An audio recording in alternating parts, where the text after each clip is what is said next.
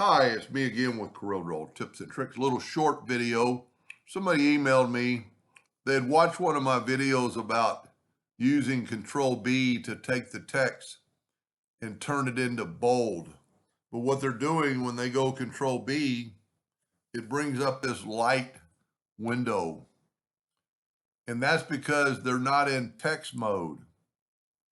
So even though they've got this, you're not in text mode. That is a text. But what you need to do is go to your text mode and you can actually swipe across here.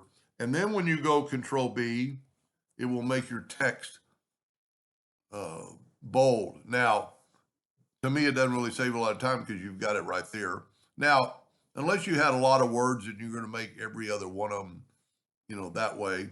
So Control B, when you're not in text mode, if you have like this picture text or picked and you go Control B, it brings this up where you could change the intensity of the picture.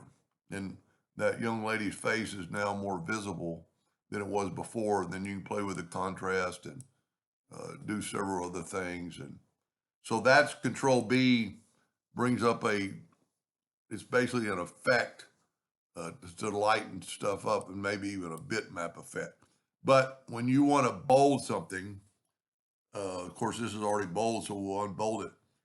Just because it's selected, you're not in text mode.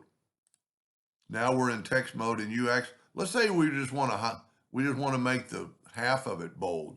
So then I can go Control B, and it just made the last two letters bold. So I hope that answered their question, and thank you for watching.